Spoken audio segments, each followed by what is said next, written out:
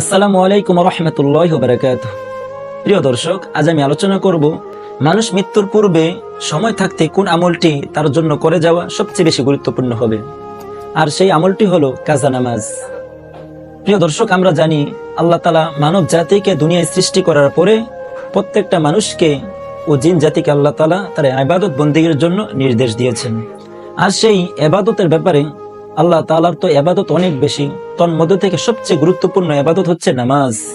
আল্লাহ তাআলা সেই নামাজ প্রসঙ্গে পবিত্র মহাগ্রন্থ আল কোরআনে কারিমের মধ্যে অসংখ্য জায়গায় তিনি বলেছেন, আকিমুস সালাহ ওয়া আতুজ যাকাহ। বারবার তিনি বলেছেন, তোমরা নামাজ কায়েম করো, যাকাত প্রদান করো। প্রিয় দর্শক, আল্লাহ তাআলার অনেক ইবাদতের মধ্যে সবচেয়ে গুরুত্বপূর্ণ ইবাদত হলো নামাজ, যেটা আমরা 5 ওয়াক্ত নামাজ আদায় করি। তো এখন কথা হলো, আমাদের যাদের বয়স এখন 20, 30, 40, 50 অতিবাহিত হচ্ছে, আমাদের জীবন থেকে এমন একটি সময় অতিবাহিত হয়েছে পিছনে, যে সময়টার মধ্যে আমাদের ইসলামের প্রতি পরিপূর্ণ বিশ্বাস, আস্থা, বুঝ না আসা থাকার কারণে হয়তো অনেক সময় শয়তানের ধোঁকায় পড়ে আমরা নামাজ অনেক ছেড়েছি, যে নামাজগুলো আমাদের জীবনের মধ্যে এখনো কাজা হিসেবে রয়েছে। তো আমাদের জন্য সবচেয়ে গুরুত্বপূর্ণ বিষয় হলো এটা, আমরা দৈনন্দিন নফল নামাজ, বিভিন্ন আওয়াবিন ইশরাক এগুলো না পড়ে আমরা যদি ওই সময়গুলোর ভিতরে আমাদের জীবনের কাজা নামাজগুলো আদায় করতে পারি, তাহলে আমরা অবশ্যই আল্লাহ তাআলার নিকট যে নামাজের জন্য হিসাব দিতে হবে সেটা আমরা পরিপূর্ণভাবে দিতে পারবো।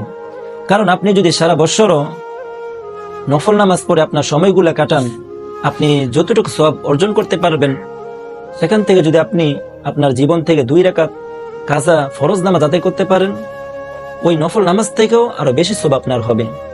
আর এই কাজা নামাজ সম্পর্কে সহিহ বুখারী ও সহিহ মুসলিমের 603 নম্বর হাদিসের মধ্যে নবী করিম সাল্লাল্লাহু আলাইহি ওয়াসাল্লাম বলেছেন, বর্ণনা করেছেন, মান নাসিয়া সালাতান আও নামা আনহা ফাকাফফারাতুহা আইয়ুসাল্লিহা ইযা যাকারহা। আল্লাহ রাসূল সাল্লাল্লাহু আলাইহি ওয়াসাল্লাম বলেন, যে ব্যক্তি ঘুমের কারণে অথবা অন্য কোনো কারণে সে যদি নামাজের কথা ভুলে যায়, তখন তার জন্য এই নামাজকে আদায় করা ছাড়া অন্য কোনো কাফফারা নেই।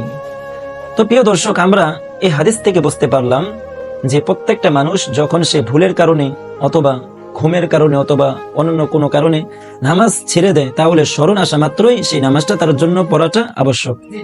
তো আমাদের জন্য এখন এটাই সবচেয়ে বেশি গুরুত্বপূর্ণ হবে, আমরা কাজা নামাজগুলো যাতে আমরা বেশি বেশি করে কি করতে পারি, আদায় করতে পারি।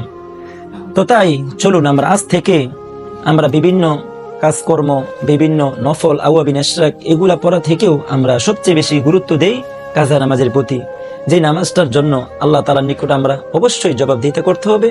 কারণ নামাজ থেকে আপনি বাঁচতে পারবেন না, নামাজের হিসাব আপনাকে দিতেই হবে।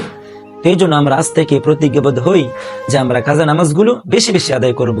আল্লাহ তাআলা আমাদেরকে আমল করার তৌফিক দান করুন।